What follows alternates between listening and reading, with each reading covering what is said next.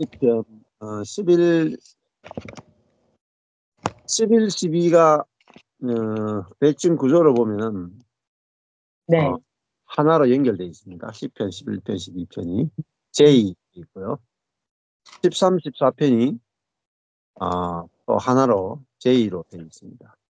15편이 H, 빨간색 H로 되어 있고, 온전한 사람, 인격과 영생, A3가 인도함, 이렇게 되어 있어요. A3는 이제 10편, 16편 같아요. A3, 인자, 그리스도, 예수. 자, 저번에 9편, 10편 할 때는 빨간색으로 H1, H2, 일반적인 불법과 특별한 불법 했습니다. 그리고 빨간색 H1, H2 한 다음에 빨간색 JJ, H 이렇게 되어 있습니다. 그러니까 H가 3개고 J가 2개죠. 그래서 빨간색 J와 J가 이제 대칭을 이루고 있는데 제목이 없어요. 제목은 안 정해져 있는데 그게 11, 12편 보면은 파란색으로 KL 돼 있어요. KL. 그리고 13, 14편도 파란색으로 KL 돼 있습니다. K는 뭐냐면은 환란의 때를 고려하여 기도. 둘 다 환란의 때를 고려하여 기도해요. K는 파란색 K. L은 인간의 허망함, 인간의 악행 이렇게 돼 있어요. 그래서 12편, 14편은 인간의 허망함과 인간의 악행이 되시라고 있고요. 11, 13편은 환란의 때를 고려하여 기도하는. 그러니까 지금 계속 10편, 2편부터는 계속적으로 환란, 반역, 환란, 인간의 폐, 이런 것들을 계속 다루고 있어요. 10편, 1편 이후에는 계속 고난이 연결되는 그런 것들을 볼 수가 있죠. 그래서 그 인생길이 아주 환란, 인간의 부패, 허망함 이런 것들로 연결되는데 그 속에서 이제 시편 1편 3절에 시냇가에 심은 나무가 등장하는 거잖아요. 시냇가에 심은 나무는 옮겨 다니지 않고 그 자리에 있으면서 그 말씀으로부터 생명을 공급받아서 열매를 맺는 그 사람이 바로 의인이다. 이렇게 이제 시작이 됐습니다. 그래서 그 인간이 뭐 일반적인 부패도 있고 아주 본질적인 부패도 있고 또 원수도 있고 환경의 어려움도 있고 이 모든 것이 있어서 바람에 나는 겨와 같이 인생이 막 휘둘린단 말입니다. 근데 그 중에서 가장 복받은 사람은 말씀을 즐거워하여 그 말씀을 주야로 묵상하는 자로다. 그는 시냇가에 심은 나무가 시절을 쫓아 과실을 맺으며 그 잎사귀가 마르지 않은 것 같다. 그래서 말씀만이 우리에게 진리가 무엇인지 기준이 무엇인지 어떻게 그런 환경과 원수 가운데서도 또 사단의 그런 그 공격 가운데서도 열매를 맺는 삶을 살 수 있는지 그게 이제 시편 1편이 보여주고 있는 거죠. 그 시편 1편이 이제 제일 시작이면서 기준이 된다고 볼 수 있죠. 자, 오늘 그 11편만 보겠습니다. 11편. 다윗의 시 영장으로 한 노래 됐습니다. 영장은 저번에 했죠. 찬양 지휘자. 찬양 지휘자에 맞추어서 지휘자에 맞춘 노래 이렇게 보시겠죠. 자, 1절부터 보겠습니다. 돌아가면서 한 절씩 있습니다. 권 목사님부터 권성희 목사님부터 하시죠. 한 절씩. 1절. 내가 주어 여호와께 피하였거늘. 내가는 다윗이겠죠. 다윗이 여호와께 표하였거늘. 그리고 밑으로 내려와서 너희가 내 영혼도로 주어 새같이 내 산으로 도망하라. 스스로 도망하라 스스로 함은 어찌 민고 스스로 함은 어찌 민고 스스로.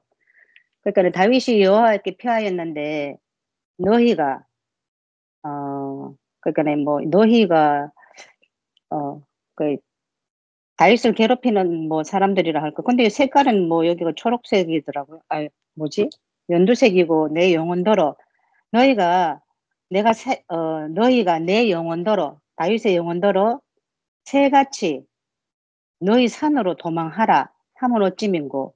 나는 이미 다윗은 이미 여호와께 피하였는데 너희는 오히려 나를 보고 자기의 어떤 그 자기들의 그 산으로 도망하라 하면 어찌민고 하면서 다윗이 이제 상대방에게 반문하는 질문이잖아요. 네. 그래서 그 이미 다윗은 자기가 할 수 없으면 자기가 하나님 앞에 피했는데 상대방 그 너희가 다윗을 괴롭히는 사람들인지. 근데 여기는 하여튼 색깔이 내 영혼대로 색깔이 세상 사람들의 색깔은 아니잖아요. 그래서 요거는 저도 잘 모르겠어요. 그래 내 산으로 너를 도망하라 하면 어찌민고. 이미 나는 다윗에게 피했는데 너희가 내 영혼대로 너희들 산으로 내 산이 상대방이잖아요. 내가 아니고 도망하라 하면 어찌민고. 이렇게 이제 말하고 있어요. 그러니까 내가 피하였거늘 도망하라 하면 어찌민고. 그러니까 너희가 내 영혼대로 새같이 내 산으로 도망하라 하면 어찌민고. 저는 뭐 여기서 이미 피하였는데 다윗을 보고 그냥 내 치에 너 힘으로 내 산으로 도망하라는 건지. 그래 반문하는 것이 어찌민고 이렇게 반문하는 것 같아요. 예. 전 예. 여기까지. 예. 자, 주목수가 조금 내가 주어. 예. 내가 주어 예. 피하였거늘 스스로. 예. 그다음 너희가 내 영혼도로가 주어. 아니죠. 너희가 내 영혼도로까지 주어 아니에요? 예. 함은까지가 주어죠. 함은 어디 있는데? 한번 밑에. 아니 그러니까 너희가 내 영혼도로가 주어. 그 밑에 아니죠. 새같이 산으로 도망하라 스스로. 아니죠. 그 밑에 함은 주어. 어찌민고 스스로. 예. 맞죠? 그게 아니고. 그게 덩어리로. 아니고. 그러니까 너희가 내 영혼도로 함은 이거까지 그쵸. 하라는 거예요? 예. 요거까지 주어. 예. 그러니까 예. 너희가 내 영혼도로 함은 도망하라 하면 어찌민고. 도망하라 어찌민고 스스로. 아니요. 그게 아니고 어? 새같이 네 산으로 도망하라. 이거는 말하는 거잖아요. 말. 예. 예. 이게 그 너희가 말하는 거잖아요. 너희가 내 영혼도로 어. 도망하라 하면 어찌민고 이렇게 연결되는 거 아니에요? 라는 거 어쩌니까. 아니, 그러니까 이들이 얘기한 거야. 너희가 내 영혼대로 도망하라 하면 여기까지가 주어져. 도망하라 하면 주어. 예. 근데 여기 목사님 도망하라는 소수로체 아니에요? 그런데 요거는 인용하는 말이거든요. 인용하는 말. 예. 그래서 여기 밑에 바탕 색깔이 이게 노란색이죠. 약간 황토색. 바탕 색깔이 아닌데요? 새같이 네 산으로 도망하라 하는 밑에 색깔. 밑에가 연두색, 저기 노란색. 예, 약간 노란색 비슷하죠. 황토색인가 이거? 무슨 색깔인가 그렇게 있죠. 바탕색이. 예, 바탕색. 바탕색이 예. 약간 연 노랑은 아닌 것 같고 약간 그 황토색. 예. 비슷한 거 아니에요? 예, 그렇죠. 그러니까 연 황토색. 이거는 이제 인용하는 말이거든요. 누가 네네. 말하는 거잖아요. 네네. 예. 그러니까 이게 분류가 애매한 그런 상태 같아요. 이게 노란 색깔 비슷한 것 같은데 분류가 애매하다는 거죠. 그러니까 너희가 너희가 내 영혼대로 하면 이게 뭐냐면 말하면 그냥 아마르거든요. 말하면. 그렇죠. 말하면. 너희가 말하면 너희가 내 영혼대로 이거는 말하면 말하면 여기까지가 주어예요. 주어. 예. 이게 그리고 어찌민고 이게 서술어죠. 서술어. 예. 네. 그리고 새같이 네 산으로 도망하라. 요거는 너희가 내 영혼에게 말하는 내용인데 요거는 그냥 안에 들어있는 내용이에요. 주어 덩어리 안에 들어있는 인용구예요. 내용. 인용구. 예. 예. 인용구고 그래서 새같이 네 산으로 요게 무슨 채입니까? 그럼 약간 우리가 말하는 별난채. 별난채. 이게 이제 원래는 보석채죠. 보석채. 보석채. 예. 별난채가 원래 이름이 보석채예요. 보석채. 예. 예. 예. 그 새같이 네 산으로 그다음에 도망하라가 이게 서술어죠. 서술어. 네네. 요거는 따로 해야 돼요. 여기 인용구니까 따로 하나의 문장으로 뭐 보셔야 되는데 여기 이제 주어 덩어리 안에 들어있는 이제 인용하는 말이죠. 인용구. 예, 그렇게 나누어야 정확하게 나누어집니다. 예, 그렇게 해야 문장이 아주 선명해지겠죠. 예, 앞에 부분은 잘 하셨어요. 내가 여호와께 피하였거늘 여기 내가 피하였거늘 먼저 서술어죠. 여호와께는 예, 이게 별난채죠. 그 보석채죠. 보석채. 예, 예. 보석채니까 내가 피하였거늘 여호와께. 예, 그죠. 예, 내가 피하였거늘 여호와께. 이렇게 순서가 영어 문장으로 생각하시면 돼요. 영어 문장처럼 네네. 예, 만드시면 정확하게 되겠죠. 그리고 아까 밑에도 너희가 내 영혼대로 말하면 내용으로 말하면. 이게 주어고 너희가 내 영혼대로 말하면 이게 주어 덩어리고 음. 어찌고 이게 이제 서술어라고 할 수 있죠. 예, 그렇게 잡으시면은 더 선명하게. 네, 어찌민고 해놓고 이제 그다음에 새같이 네 산으로 도망하라.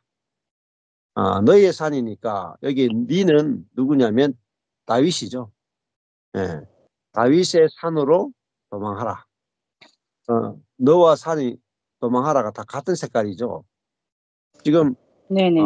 이 초록색이 하나님을 믿는 왕의 믿는 색깔. 백성들. 12가지 색깔 중에 왕의 색깔이 초록인 거예요. 그렇죠. 초록이 하나님을 믿는 백성 중에 족장 왕 지도자거든요. 그래서 그렇게 되고 그다음에 너희는 아까 전에 말한 것처럼 색깔이 좀 연두 쪽이죠. 연두. 네. 연두. 연두는 이제 하나님을 믿는 백성이라고 보는 거죠.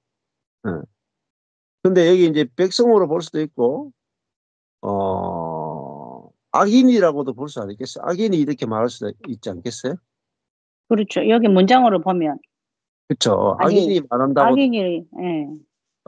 볼 수 있는데 여기 강 목사님은 너희가 연두로 했다는 것은 하나님의 백성들이 하는 말로 이렇게 말하는데 사실은 악인이 하는 것으로 바꾸는 게 더 좋을지도 모르겠어요. 일단은. 네. 그래서 이 악인은 너희는 항상 문제가 생기면 여호와께 피하라 그러지 않고 자기를. 새같이 네 산으로 도망하라 이렇게 말한다는 거죠. 그러면 산이 뭐겠어요? 네 방법으로 도피하라 이거죠. 네 방법. 너의 지혜로 도피하라. 그 새들이 숨는 곳이 산이 아니겠어요? 산에 있는 어떤 풀숲, 나무 위에 숨잖아요.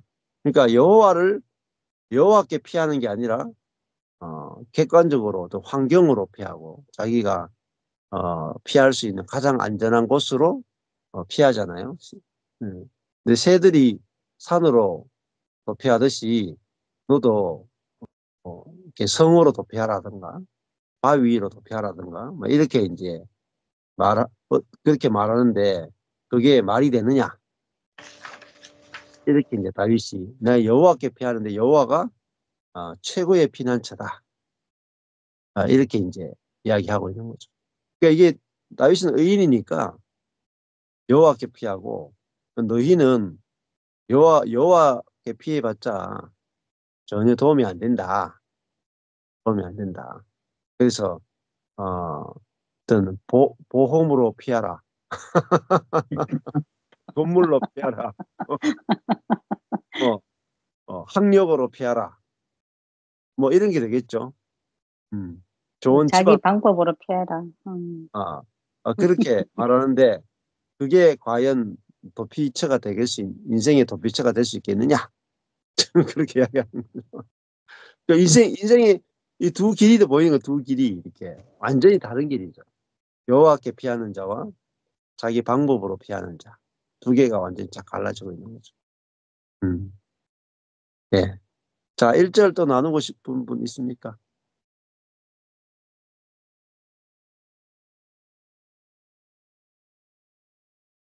저는 그런 생각이 들어요. 연두색을 쓰셔서 예. 우리 같은 크리스찬들끼리도 조언할 때가 있잖아요. 예, 예. 조언하는데 각자 자기가 마음에 있는 대로 조언을 하는 그런 경우, 아니면 성경의 여러 가지 상황 가운데 다른 말들을 하는 그런 케이스들 많이 있잖아요. 예. 그런 경우에 우리들의 마음이 확정되지 않았을 때 늘 흔들리고 하는 그런 케이스일 수도 있겠다라는 생각이 들었어요. 그렇죠. 예, 예. 그러니까 이 교회에 다니고 예수 믿어도 자아로 사는 사람은 이렇게 말하겠죠. 이 너희가가 이제 자아로 사는 그리스도인으로 볼 수도 있겠죠. 어린 그리스도인이고. 그래서 뭐 항상 그랬잖아요. 주식에 투자하라. 경제적 자유를 외치고 그런 것들이 그게 최고의 도피처가 된다라고 이제 막 기독교인들도 막 쓸려 다녔죠. 근데 뭐 객관적으로야 뭐 작은 하나의 피난처는 될 수 있겠죠. 예. 근데 진짜 피난처는 주식에 미국 우량주에 투자해 놓는 게 아니고 예, 예, 예. 우량 하나님께 투자해 놓는 게 최고의 예, 예, 투자처죠. 자, 좋습니다. 그러면 2절 있습니다. 뭐 이경 사모님 하실래요? 예. 3절은 김종욱 목사님 하실까요? 악인이 주어 당기고 서스로 화를 목적어 당기고 서스로 살을 목적어 먹이며 서스로 마음이 바른 자를 목적어 쏘려 하는도다 서스로. 여기는 다 악인이 이제 활과 그 살을 시위에 당기고 먹이는 아주 악인이 할 수 있는 자기네들이 할 수 있는 모든 것들을 다 동원해서 활을 당기고 살을 시위에 먹이고 이러한 일들을 하는 그런 악인을 볼 수 있고요. 여기에 마음이 바른 자는 조금 아까 그 다윗과 똑같이 그 왕과 족장과 지도자를 얘기하니까 다윗을 얘기하는 것 같아요. 그래서 마음이 바른 자 아니면은 다윗과 그 위에 족장들 그런 마음이 바른 자 다윗과 마음을 같이 하는 그러한 족장들과 지도자들을 함께 얘기하는지도 모르겠어요.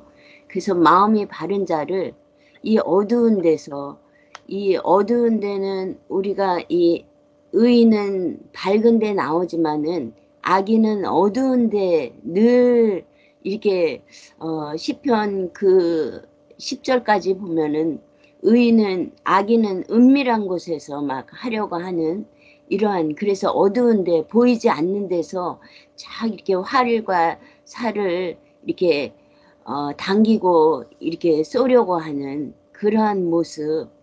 그래서 여기에는 그 M 초록색에 보면 무법자의 격렬함이 나타나는데 얼마나 이 시시탄탄 호시탐탐 이렇게 이 마음이 바른 자들을 그냥 쏘려 하고 어떻게 하면 죽이려 하고 어떻게 하면 그렇게 하는 이러한 모습이 그려지는 것 같아요. 음, 이상입니다. 예. 자, 잘하셨는데요. 이렇게 이제 하고 나서 이제 읽으실 때 이제 악인이 당기고 남기고. 악인이 먹이며 악인이 쏘리하는다. 이렇게 이제 아, 네. 주어 서술어를 먼저 네. 잡아주시면 좋아요. 네네. 그러면은 예, 여기 이 절의 문장의 뜻이 더 네. 선명하게 딱 잡히거든요. 네네. 예, 그렇게 하시면은 악인은 뭐 하느냐 잘하셨어요. 악인이 당긴다. 살을 당기고 악인이 먹인다. 어, 뭘 먹이냐? 살을 먹이죠. 악인이 쏘리하는도다. 아, 그러니까 이게 처음에 활을 당기고 살을 시위에 넣고 그다음에 쏘는데 어디서 쏘느냐? 어두운 데서 쏜다. 그러니까 이 활은 언제 날아올지 어디서 날아올지 모르잖아요. 근데 날아와서 이 의인을 마음이 바른 자를 죽이려 하는 거죠. 이게 마음이 바른 자 할 때 바른 자가 야샤르예요. 고든 정직한 똑바른. 이게 마음이 바른 자는 뭐겠습니까? 그러면은 의인? 예, 하나님 편에 있는 자. 연합된 자. 예? 그리스도와 연합된 이제 너무 딴 데로 가지 마시고 자, 여호와께 피할 자. 네. 여호와께 피하는 자. 그렇죠, 그렇죠. 자, 응. 문제 해석하실 때 너무 멀리 가지 마세요. 물론 그렇게 나중에는 그렇게 가도 되는데 제일 먼저는 제일 가까운 데서 답을 찾으셔야 돼요. 그러면 사실은 제일 앞절 뒷절에 찾으셔야 돼요. 처음에는 하여튼 제일 가까운데 그 절 안에서 찾든지 바로 앞절 뒷절에서 답을 찾으셔야 돼요. 그리고 나서 그 다음에 좀 크게 넘어가셔야 돼요. 그래서 시편 전체 안에서 그러니까 시편 그 앞뒷절에 찾고 그다음에 시편 11편에서 찾고 그다음에 시편 전체에서 찾고 그다음에 구약 전체에서 찾고 그다음에 성경 전체 찾고 이런 식으로 범위를 이렇게 작은 데서 넓게 가야 안 틀려요. 그리고 정확하거든요. 예. 그래서 여기서는 마음이 바른 자는 1절에서 찾으셔야 돼요. 1절에서 왔잖아요. 그죠? 일절. 예, 1절에서 왔기 때문에 1절에서 2절로 넘어왔기 때문에 마음이 바른 자가 뭐냐? 그러니까 보세요. 원어로 하는 성경 공부가 이렇게 잘못될 수 있다 그래요. 그러면 예를 들면은 바른 자 하면 야샤르거든요. 고든 정직한 똑바른 그 마음이 정직한 자. 그러면 이게 윤리 도덕적으로 해석할 수도 있잖아요. 그렇죠?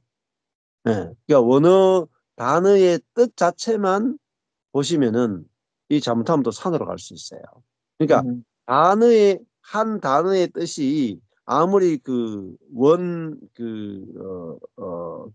단어가 어디서부터 파생됐는가 어원을 찾아 들어가도 사실은 그 어원을 찾는 것도 중요하지만은 어떻게 문장 속에 들어가면 어떻게 돼요? 문장 속에 들어가면은 그 문장이 그 단어의 뜻을 결정할 수 있어요. 그렇잖아요. 예. 예를 들면은 야 오늘이 정말 기분이 개 같다. 만약에 이렇게 칩시다. 개 같다. 근데 그러면 계획하면은 그 문장만 보면은 기분이 좀 안 좋다고 생각할 수도 있잖아요. 근데 그 앞절에서 음?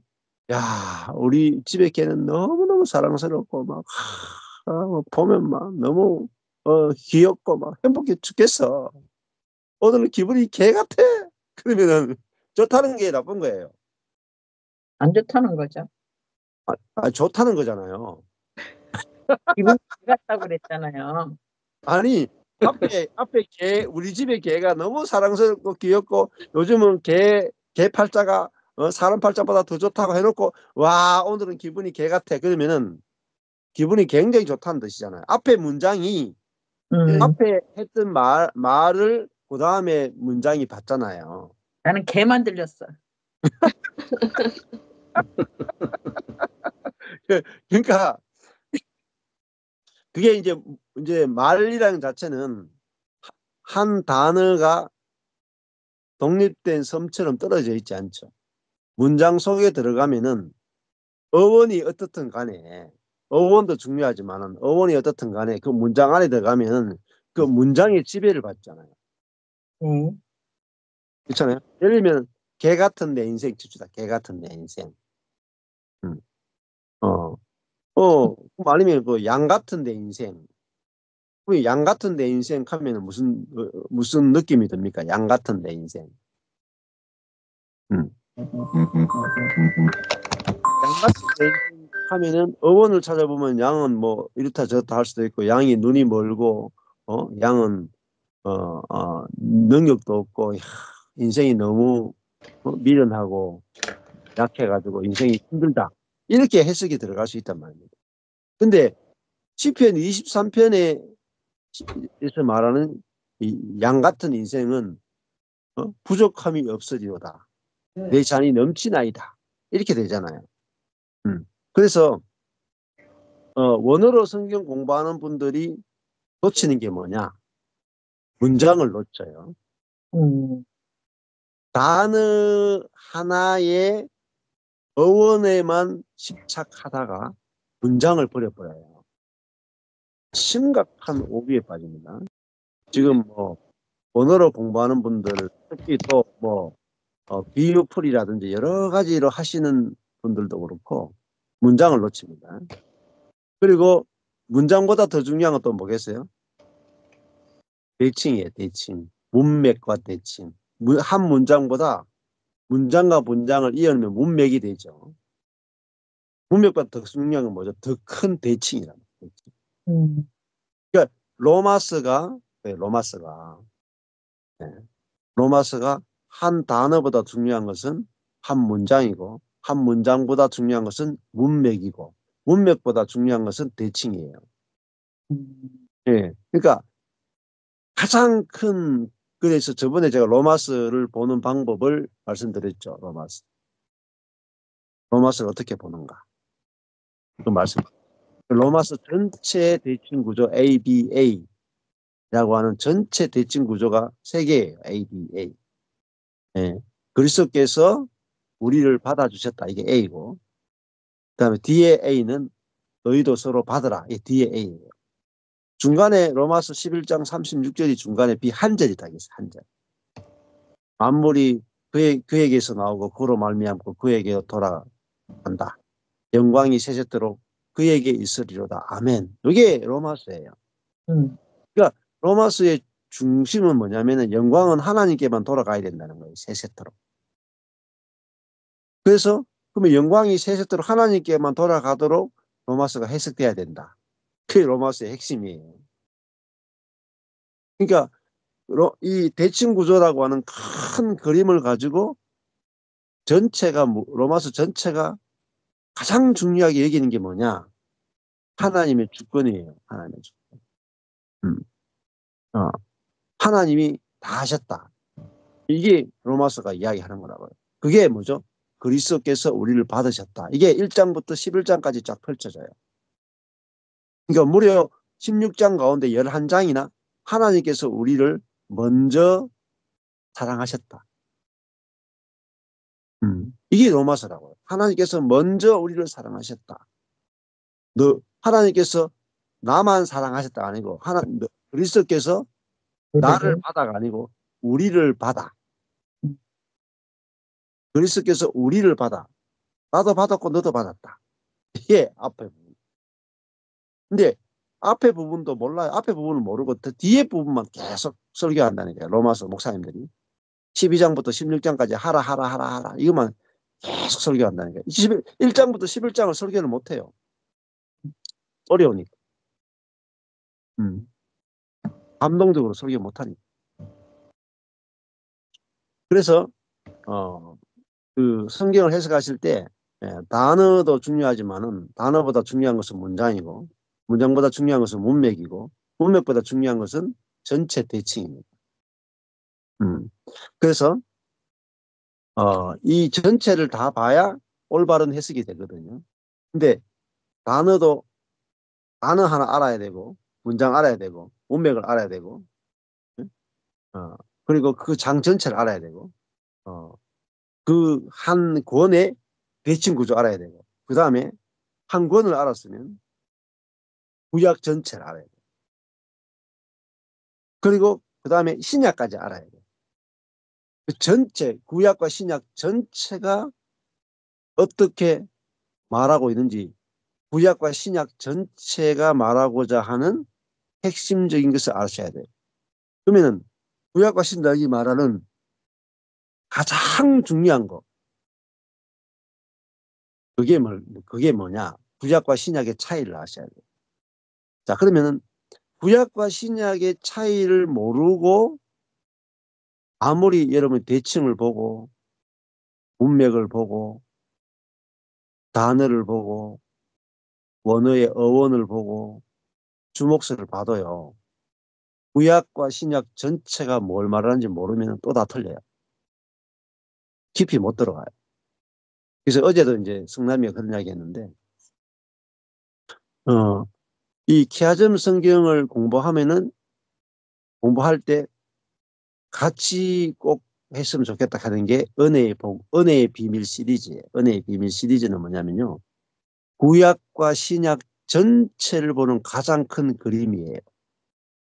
대칭보다 더 큰 거예요. 대칭은 한 권 안에서 보는 거예요. 한 권 안에서. 자, 키아즘은 한 권 안에서 보는 거예요. 한 권의 전체 그림을 볼 때는 키아즘이 필요해요. 근데 신구약 전체를 보는 데는 키아즘으로 못 봐요. 물론 키아즘은 신구약 전체를 보게 만드는 강력한 눈을 줘요. 예를 들면 로마서 조금 전에 풀었잖아요. A, B, A 이게요. 신구약 전체를 보는 눈이에요. A, 그리스도께서 우리를 받으셨다. 영광이 세세토록 그에게만 돌아가야 된다. 이게 B죠.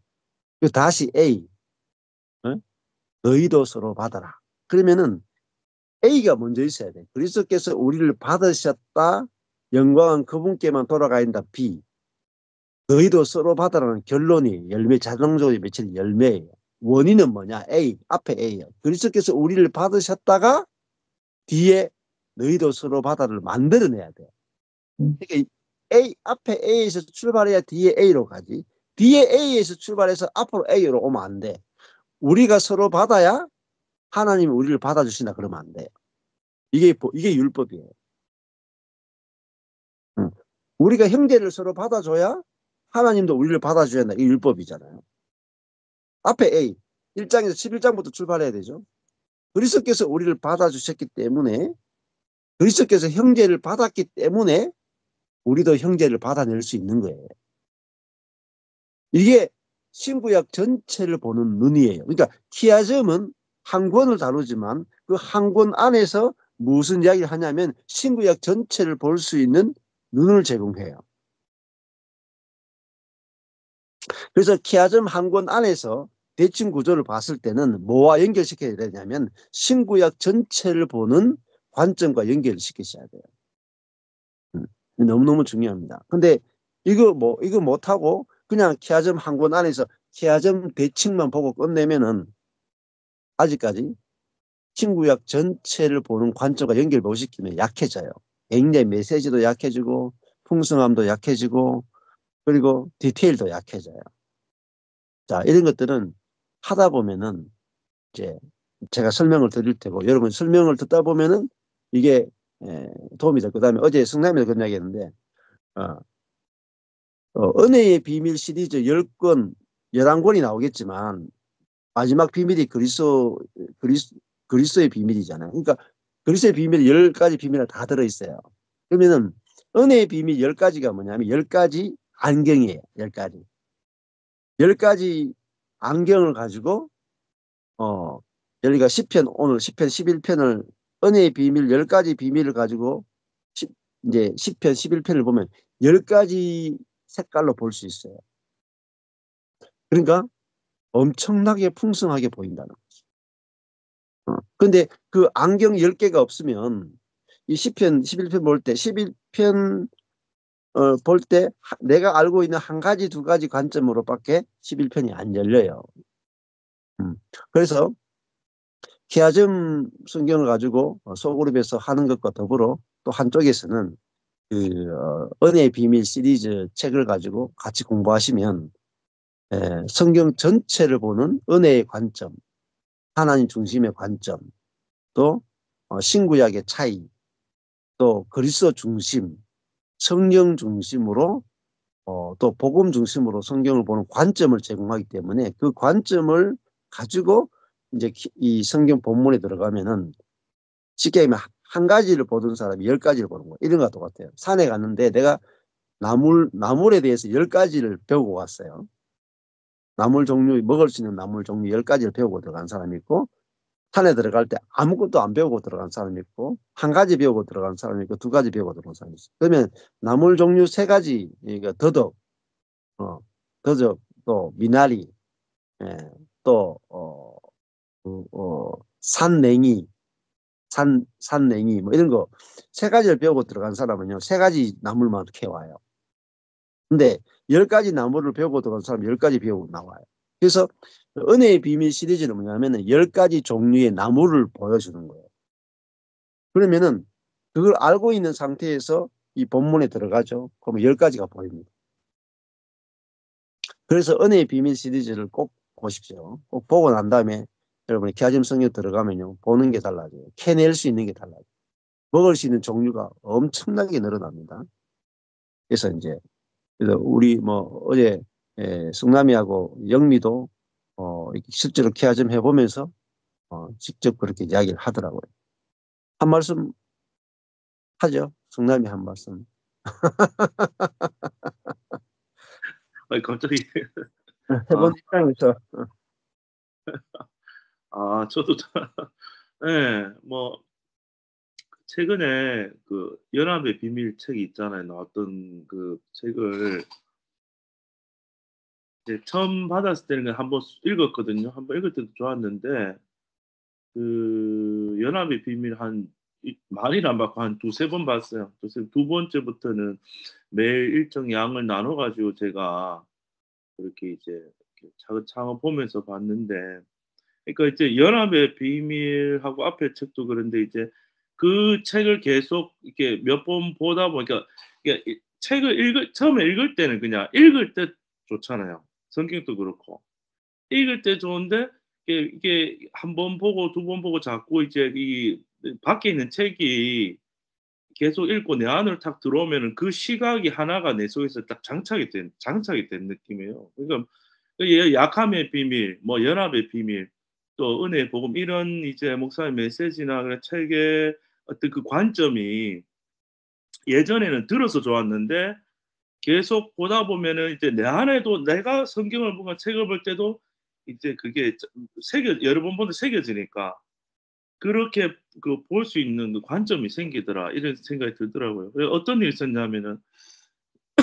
저도 이제 전혀 모르는 사람한테 전화가 이제 한 몇 분이 왔어요. 그런 일이 없었는데 그래가지고 뭐 충청도에 사시는 분인데 뭐 아무것도 몰라 그냥 충청도에 사시는 사람이라 하면서 이제 그 여자분이 전화 왔는데 이제 자기의 그 어려움을 설명하고 질문들을 막 이렇게 쏟아내더라고요. 근데 이제 예전 같으면 이제 제가 이제 제 자안에 이렇게 생각했죠. 야, 내가 대답 못하면 전 목사님 전화번호 가르쳐 줘야겠다. 패스 이렇게 옛날 같으면 이제 했어요. 사실은 그렇게 해서 지금 그 교회에 우리 아내 친구들이 많이 갔는데 10년 전에는 제가 어떻게 할 수 없으니까.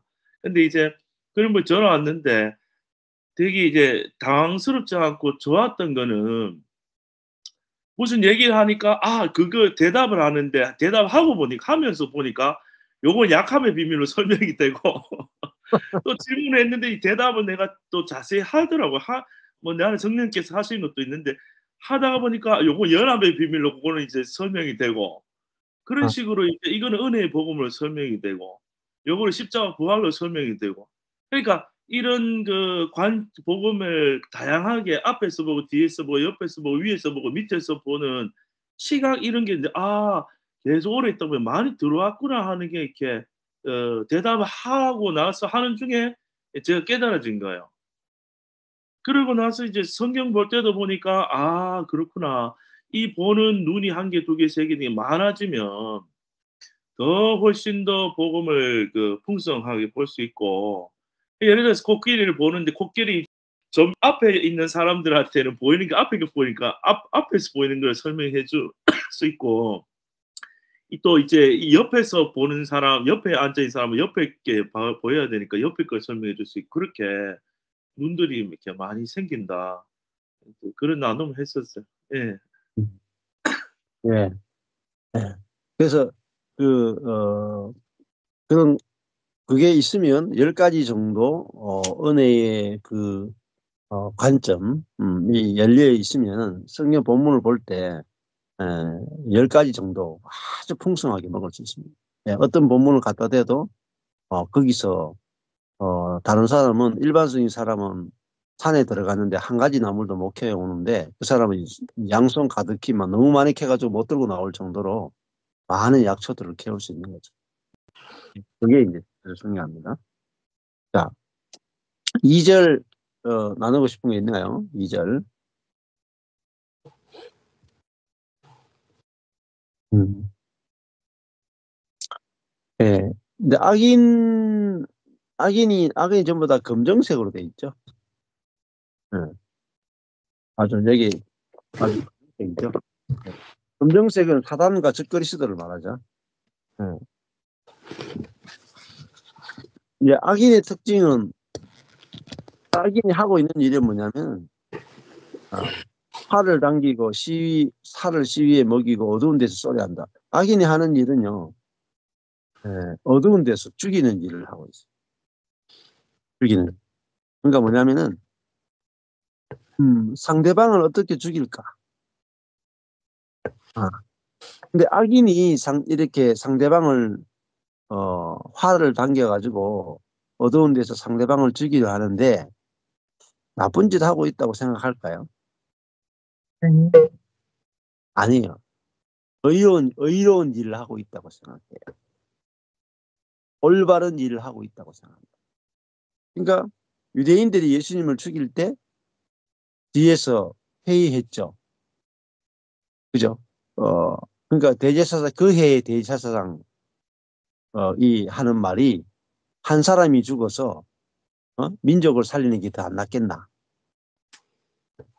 한 사람 때문에 민족이 죽는 것보다 한 사람이 죽어가지고 민족을 살리는 게 안 낫겠나? 이런 이야기 했다니까. 그래서 우리 민족이 살려면은 예수를 죽여야 로마로부터 우리 민족이 살 수 있다. 그래서 예수를 죽였다니까. 그러니까 악인들은 아주 합리적인 이야기를 해요. 합당한 이야기를 해요. 그리고 정의로운 이야기를 하고 지혜로운 이야기를 해요. 근데 결론이 뭐냐면은 결론은 죽이자예요. 그러니까 그것이 옳더라도 죽이면 안 되잖아요. 그 사람은 죽이는 것은 중요하지 않고 옳으면 돼. 그 사람은 어디에 속느냐? 옳은 것에 속는 거라고. 그러니까 선악과와 생명과는 뭐로 나누어지냐면 선악과는 옳으냐 그르냐를 가지고 나. 그래서 내가 옳으면은 죄가 없는 거죠. 그죠? 그게 선악과예요. 내가 옳으면은 옳으니까 죄가 없죠. 근데 여기 악인들도 자기들이 옳아요. 옳기 때문에 이 다윗을 죽여도 죄가 없는 거죠. 자기가 옳으니까. 그게 뭐냐면은 선악과예요. 그게 타락했다는 거예요. 타락. 그러니까 우리가 생각하는 일반적인 윤리 도덕적으로 죄를 나눌 수가 없어요. 성경적 개념을 잡으셔야 돼요. 옳아도 죽이는 쪽이 틀린 거예요, 사실은.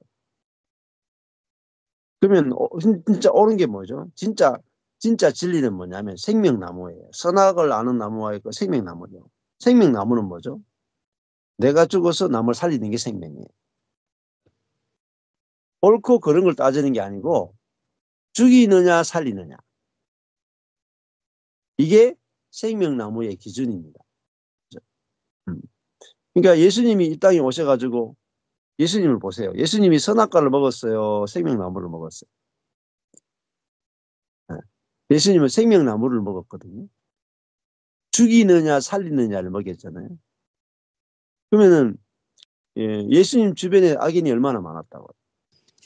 그러면 예수님이 유대인들은 메시아가 오기를 기다렸는데 선악과를 먹은 메시아가 오기를 기다렸어요. 그래서 메시아가 와서 악한 로마 사람들은 다 처단하고 옳은 유대인들의 편이 되어주기 기다렸잖아요. 그렇죠? 그들은 이 의인인 옳고 의인인 율법대로 살아가는 유대인의 편이 되어서 저 악한 로마 사람들을 싹 처리해 줄 수 있는 그런 왕적인 메시아를 기다리는데 그 메시아는 2000년이 지나도 오지 않아요. 그게 선악과적인 메시아라. 근데 하나님 보내신 메시아는 생명 메시아를 보내요. 생명의 메시아를 보낸다. 근데 이 생명의 메시아는 와서 옳고 그름으로 판단하지 않고 죽이느냐 살리느냐로 판단했다. 그러니까 어떻게 돼야 돼요? 우리를 살리기 위해서 자신이 죽으셨죠. 자신이 죽어서 우리를 살리잖아요. 그게 그 예수님 속에서 뭐가 나오느냐? 생명이 나왔죠. 살리는 게 나왔죠. 그게 살리는 게 뭐죠? 사랑이잖아요. 사랑. 그러니까 그리스도인은 옳고 그름을 내놓는 사람이 아니고 생명을 내놓는 사람. 지금 기독교인들이 다 속고 있습니다. 옳고 그름이 중요한 게 아니고요. 살리는 일이 일어나면은 다 교회로 오게 돼 있어요. 옳고 그런 걸 따지면요. 교회가 오르면 세상이 틀린 게 돼요. 그럼요. 세상이 교회를 공격합니다. 그러니까 교회는 옳은 것을 내놓는 게 아니고 살리는 것을 내놓는 것입니다. 이게 엄청난 차이입니다.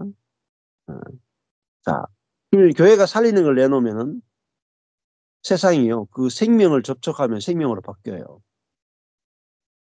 교회가 옳은 것을 내놓으면은 세상이 우리가 옳다가 돼요. 자, 생각해 보세요. 아주 쉬운 거예요. 부모가 자식한테, 사춘기 자녀들한테 부모가 야, 인생 내가 살아봤다. 나도 사춘기 다 지냈다. 다 살아본 결과 공부 열심히 하는 게 옳은 거야. 자, 옳죠. 옳은데 자식은 어떻게 돼요? 죽습니다. 그러니까 그 옳은 것이 자식을 죽인다니까요. 자, 그러면 자식을 죽이느냐 살리느냐를 봐야 되는데 옳으냐 그르냐를 보면 안 돼요. 일단은 뭐 살려놓고 봐야 돼. 안 되겠어요? 그러니까 야, 공부하느냐 안 하느냐보다 나는 네가 사는 게 좋다. 하면은 애가 공부를 한다니까. 공부를 하든지 공부를 안 해도 뭐라도 해요. 뭐라도 한다니까요. 내가 살리는 걸 내놨잖아요. 살리는 거를. 자식을 살리는 걸 내놨잖아요. 근데 자식을 살리려면 내가 해야 돼요. 내가 죽어야 돼요. 내 오름이 죽어야 된다니까. 오름이. 내 오름이 죽어야 상대방을 살리죠. 상대방을 살리면 상대방도 나를 살려요. 이게 중요한데 이제 이번에 갔을 때 이천에서도 그런 이야기 했거든요. 이천에 있는 그 자매님이 어머니가 치매에 걸렸었잖아요. 근데 치매에 걸린 엄마가 바뀌어가지고 부활 생명을 내는 그 영상을, 쇼츠 영상을 제가 올렸잖아요. 근데 제가 무슨 말 했는지도 까먹었는데, 그 자매가 저한테 처음에 전화 왔을 때, 내가 이런 상황인데, 어머니가 치매 상황이고, 내가 정말 그걸 못 견뎌가지고 죽겠는데, 어떻게 하면 좋겠습니까? 이렇게 질문을 했었어요. 제가 그렇게 했거든요. 내 자아로 반응하면, 내가 자아를 내놓으면은, 엄마도 자아를 내놓고, 내가 부활 생명을 내놓으면은, 엄마도 부활 생명을 내놓습니다. 이렇게 대답을 했었대요. 근데 그 자매님이 어머니를 섬길 때 선을 내놨죠, 옳은 걸 내놨죠. 선을 내놨을 때는 아무리 선을 내놔도 선이 안 나와요. 그러다가 넘어져가지고 이제 악을 내놓는단 말이야, 악을. 선은 상대방을 선하게 못 만들어요. 선도 자아거든요. 근데 내게서 살리는 그리스도의 생명이 나가면은 생명은요, 전염돼요. 아주 강력한 전염력이 있어요. 그래서 그 자매님이 제 유튜브 설교를 어머니 앞에 틀어놓고, 치매 엄마한테 틀어놓고, 또 내 속에서 내가 죽었구나 하고 내 속에서 생명이 나가니까 엄마가, 치매 엄마한테도 부활 생명을 나타나는 거예요. 그래도 우리 춘천 집회 때도 똑같은 일이 있었어요. 치매 어머니를 모시고 있는 분들이 어머니한테 이 부활 생명을 말하니까 엄마가 바뀌어버린 거예요. 그래가지고 집회 갔다 온나 이렇게 됐다니까요. 자, 그러니까 이 선악의 지식은 자아가 내놓는 자아가 내놓는 선을 말해요. 선악의 나무가. 자아가 선을 내놔도 돌아오는 것이 선이 안 돼요. 아무리 노력해도, 아무리 선해도 여러분 돌아오는 것은 망하는 거예요. 열매가 하나도 없습니다. 안 돌아와요. 아무리 내가 구제하고 베풀고 선을 해도요, 오히려 그걸 이용해 먹어요. 왜? 상대방이 자아이기 때문에. 자기 중심이기 때문에. 선은 안 통합니다, 여러분. 하면 할수록 골빙만 들어요. 저도 선을 행하고 망했어요.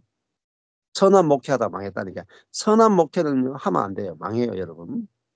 고생만 합니다. 근데 생명의 목회를 해야 돼요. 선의 목회와 생명의 목회가 달라요. 선은 내가 선하게 했는 만큼 돌아오길 기다려요. 근데 생명의 목회는요, 내가 죽어서 남을 살리는 거야. 돌아오길 기다리는 게 아니에요. 내가 죽어서 남을 살리는 거야. 그러면 내가 죽어서 남을 살리는 이 생명이 나가면, 그래서 생명이 나면 상대방도 자기가 죽어서 나를 살리는 생명이 나온다니까요.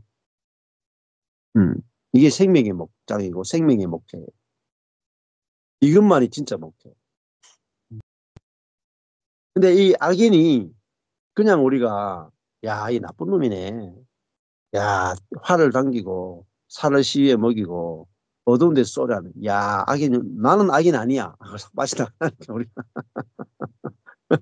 그러니까 이거 성경 읽어도 소용없어요. 나는 악인이 아니기 때문에. 그러면 악인이 뭐냐? 그럼 악인이 뭐겠어요? 2절에서 찾아보세요. 악인이 뭐겠어요? 2절 안에서는 죽이는 게 나오는 사람이죠. 죽이는 게 나오는 사람. 맞죠? 2절 안에서 악인을 죽이는 게 나오는 사람이에요. 하여튼 결론이, 열매가 뭐냐? 죽이는 게 나오는 사람이 악인이야. 그러면 1절과 연결시키면 악인은 뭐겠어요? 그렇죠? 죽게 피하지 않는 사람. 산으로 도망가는 사람. 자기 방법을 신뢰하는 사람. 그러면 시편 1편하고 맞아요, 안 맞아요? 시편 1편. 시편 1편에 우리가 복 있는 사람은 악인의 꾀를 좇지 아니하며. 악인이 검정 색깔이었죠? 시편 1편 1절에. 악인은 어떤 사람이에요? 꾀를 좇는 사람이에요. 자기의 꾀를 신뢰하는 사람이에요. 악인의 개념이 바뀌어야 돼요. 악인은 자기의 꾀를 신뢰하는 사람. 여호와께 피하는 게 아니라 자기의 꾀를 신뢰하는 사람이 악인이에요. 그럼 여러분 악인에 걸려요, 안 걸려요? 예수 믿는 사람이 악인에 걸립니까, 안 걸립니까? 다 걸려요. 예수 믿으면서도 자기 꾀를 신뢰하잖아요. 그럼 다 악인이에요. 근데 악인인데 악인인지도 모르고 살거든. 그렇잖아요? 왜냐하면 말씀을 근성으로 보잖아요. 문맥을 안 보잖아요. 문맥. 문맥을 보면 걸려요. 문맥. 그래서 지금 1절과 2절 지금 제가 문맥을 가르쳐 드리는 거예요. 문맥을 보는 방법. 문맥이 너무너무 중요한데 지금 문맥을 가르치는 곳이 잘 없어요. 거의 문맥을 안 가르쳐요. 1절에서 의인은 여호와께 피하는 사람이잖아요. 악인은 산으로 도망하는 사람이 악인이라. 그러니까 악인은 자기의 꾀를 신뢰하는 사람을 악인이라 그런다니까요. 자, 그러니까 2절에서는 악인은 죽이는 것이 나오는 사람이에요. 이게 악인이죠. 이렇게 한 절 한 절을 앞뒤 절에 연결시켜서 가지고 해석하면은 말씀이 내게 와서요 나를 설득하고요. 그럼 여러분이 악인은 자기의 꾀를 신뢰하는 사람이다. 악인은 죽이는 것이 나오는 사람이다. 이게 화살이 꽂히듯이 내게 탁 꽂혀야 돼. 꽂히면은 한다니까요. 야, 내가 악인이 뭔지도 모르니까 악인으로 사는 거잖아요. 악인이 뭔지도 몰랐기 때문에 악인으로 사는 거예요. 야, 내가 예수 믿지만은 악인이었네. 이래야 저절로 돌이켜져요, 저절로. 왜냐면 말씀이 와서 나를 돌이키게 회개시키는 거잖아요. 회개시키잖아요. 근데 회개하라 해봤자요. 죄가 뭔지도 모르는데 무슨 회개를 해요. 말씀 안 읽으면요. 죄가 뭔지도 모르는데 어떻게 회개합니까? 죄가 뭔지 모르는데. 예, 5살 아버지가 애한테, 5살 어린이한테 주식 주고, 그 주식 줬는 거 가지고, 예, 사고 쳤다 이 말입니다. 근데 그 5살 애가 자기가 받은 그 주식 때문에 자기가 죄를 지었다는 걸 어떻게 하겠어? 모른다니까요. 그래서 말씀의 빛이 와야 비로소 죄를 아는 거예요. 어둠을 아는 거죠. 그 빛이 와야 어둠인 걸 알게 되고 그때 자동적 회개가 일어나는 거예요. 자동적 회개. 회개가 뭐죠? 깨닫는 거예요. 메타노예요. 깨닫는 걸 회개라고 한다니까요. 인식하는 거. 인식이 돼야 회개가 돼요. 인식도 안 되는데 회개 안 됩니다, 여러분. 그게 옳은 줄 아는데요. 그러면 악인은 뭐죠? 자기가 옳은 줄 안다니까. 옳은 줄 아는데 회개가 되겠어요. 환장한다니까요. 틀린 줄 알아야 회개가 되는데 옳은 줄 아는데 회개가 되겠어요? 회개할 게 아니잖아요. 밀고 나가야 될 거잖아요. 밀고. 쫙 밀고 오르니까 쫙 밀고 나가야지. 그 회개 왜 해요? 근데 말씀이 오면은 내가 쫙 옳다고 밀고 나가는 그게 죄라는 걸 알게 된다. 그러면 인식하는 순간에 돌이키게 돼요. 그걸 회개라고 한다니까요. 메타노예요. 깨닫는 거, 인식하는 거. 인식하는 게 회개라니까요. 여기서 악인의 정의가 확실해야 돌이켜져요. 이 말씀을 안다고 생각하는 거예요. 그래서 오늘 이 시편 11편 1절 2절만 해도 우리가 알고 있던 악인이 아니에요. 아니잖아요. 요 짧은 1, 2절 가지고도 우리가 이 정확한 개념을 못 잡고 있었다. 그래서 주목서도 보고 그다음에 더 나가면 문장과 문장을 연결시키는 1절과 2절과 연결시켜서 해석하는 이걸 비우면 아주 강력해져요. 강력해지고 말씀이 나를 막 설득을 시키고 이렇게 이제 해석해 나가면 뭐 3박 4일 해야 되겠죠. 이렇게 이렇게 쭉 해석해 나가면 됩니다. 자, 3절 보시겠습니다. 1시간 했네. 1, 2절 하는데 1시간 했네. 예, 김정은 목사님 하실래요?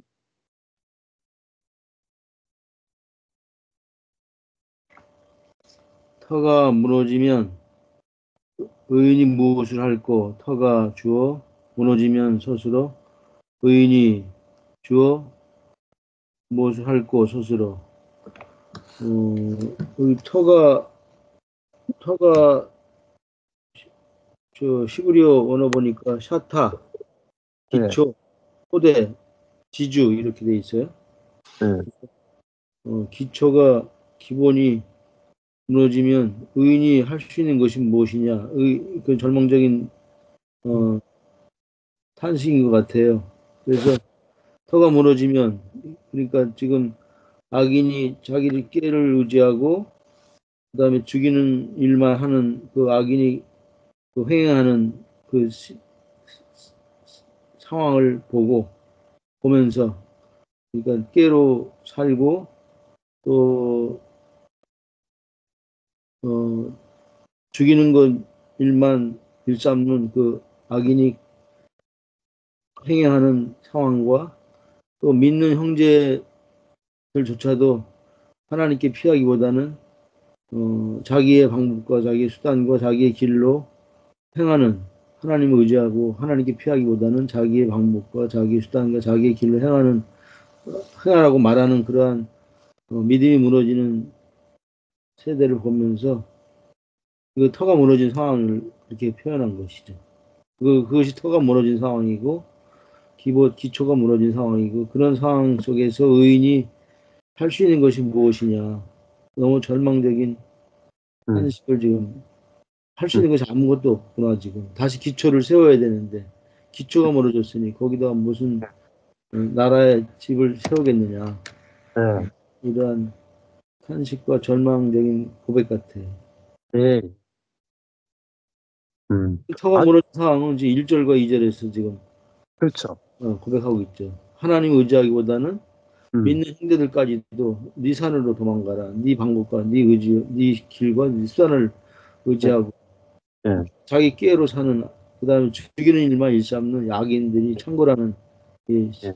사회 상황을 보면서 아, 네. 터가 무너졌구나. 네. 이 의인이 지금 할 것이 무엇이겠는가. 네. 네. 네. 아, 좋습니다. 김준 목사님이 이제 말씀이 좀 풍성해지는 것 같아요. 감사합니다. 네. 여기서 뭘 발견해요? 색깔로 뭐가 보입니까? 터가 왜 빨간색이에요? 그렇죠, 그렇죠. 이게 키아즘 성경에 이게 아주 그 백미. 첫 번째, 문어, 프리즘, 문어, 열쇠 개화자 색깔. 네. 혀가 무너지가 뭐예요? 아, 빨간색이죠? 네네. 자, 해석해 보세요. 해석이 들어가야 되잖아요. 하나님의 터? 왜 빨간색인가? 터와 무너지가 왜 빨간색인가? 이게 무슨 뜻인가? 왜 빨간색을 했는가? 1절에 여호와께 피하였거늘 여호와께 피하지 아니하면 이런 그 무너지게 된다. 이런. 그렇죠. 네. 혀가 빨간색이면 뭘 의미합니까? 여호와. 그렇죠. 하나님을. 네. 네. 무너지다가 빨간색이죠. 하나님이 무너지면 아, 빨간색이잖아요. 예. 그렇긴 해. 강훈식 목사님이 좀 이런 거 보면 정말 놀라워. 놀랍지 않습니까? 음.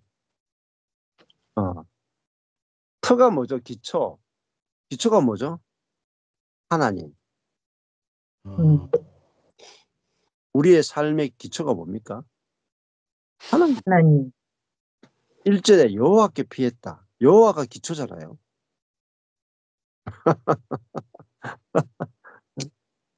여러분, 이게 해석 하나가 죽고 살고를 결정해요. 해석 하나가. 아멘. 색깔 하나가요. 색깔 하나가 40년을 아낍니다. 인생 40년을 아끼는 거예요. 이거 시편 1편이니까요. 오직 여호와의 율법을 즐거워하여 주야로 묵상하는 자가 복이 있는 사람이라니까요. 세월을 아끼는 사람이라니까요. 터가 여호와예요. 여호와가 무너지면 의인이 뭘 하겠어요? 여호와가 무너지겠어요? 안 무너지겠어요? 안 무너져. 안 무너지잖아요. 여호와를 떠났기 때문에 무너지죠. 아니, 기초를 떠났기 때문에 무너지죠. 기초가 있는데 왜 무너지겠어요? 음. 집을 짓는데 기초가 튼튼하면 안 무너집니다. 근데 아무리 좋은 집이라도 기초가 부실하면 다 무너집니다. 그 터가 뭐냐? 여호와예요. 여호와께 피하는 게 터예요. 터. 여호와 자체가 기초가 됩니다. 기초. 토대, 지주란 말이에요. 지주. 예수가 뭐예요? 건축자들의 버린 돌이 모퉁이돌. 모퉁이돌이 되었다. 성전의 모퉁이돌이 되었다. 기둥돌이 되었다. 이 말이잖아요. 자, 우리 기초가 여호와라니까요. 그럼 절대 안 무너진다고. 예. 반석 위에 집을 지은 사람 같아요. 반석 위에. 근데 악인은 뭐예요? 터를 떠나서 산으로 도망가라 했잖아요. 경제적 자유로 도망가라. 주식으로 도망가라. 네 실력으로 도망가라. 그래서 뭘 하는 거예요? 터를 떠나게 하는, 기초를 떠나게 하는, 반석을 떠나게 하는. 이게 뭐죠? 사탄이 하는 거라는. 하나님과 딱 갈라놓으면 끝나는 거예요. 하나님과 갈라지면 모든 게 다 무너져요. 근데 사탄이 하는 게 뭐죠? 어떻게 하든지 하나님과 갈라놓는다. 하나님과 갈라놓으면 사람의 힘은 사단의 밥이에요. 그래서 기초를 떠나게 만드는 거죠. 여호와께 피하지 못하게 하는 거예요. 그러니까 전쟁이 딱 벌어지잖아요. 옛날에 고대에 전쟁이 딱 벌어지면 사람이 전쟁이 벌어지면 어디로 가는 줄 아세요? 성읍으로 다 들어가요. 그리고 성문을 딱 닫아버려요. 그러면은 전쟁이 터지면은 성 안으로 도피해야 되잖아요. 그 성이 뭐냐? 여호와가 나의 반석이시오. 여호와가 나의 산성이시로다. 다윗의 고백은요. 시편 전체 버글버글한 게 뭐냐면 여호와가 나의 산성이다 이 말이에요. 아멘. 근데 산성으로 도피 안 해. 덜로 도피해. 그러면요 덜에서 또 맞아 죽고 찔려 죽고 화살 맞아 죽고 불태워 죽는다니까. 자기가 생각하기에는 저 산성에 갇혀 죽을 것 같잖아요. 그래가지고 산에서 포위당하는 바에는 내가 덜에 숨어 있겠다. 덜에 숨어 있다니까. 그러다가 죽는다니까. 산성에 들어가면 저기 난공불락이에요. 점령을 못해요. 산성이 더 안전하지 덜이 더 안전하다니까요.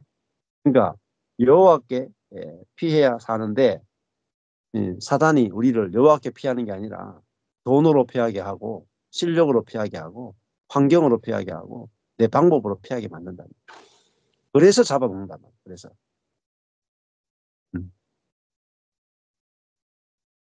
네. 완전히 해석이 다르죠. 색깔만 봐도 야, 네. 좀 강력하잖아요. 메시지가. 예. 자, 그다음에 4절부터는 좀 승남이가 좀 이어받아가지고 여러분들이 돌아가면 좀 하십시오. 제가 잠시 좀 나갔다가 들어오겠습니다. 예.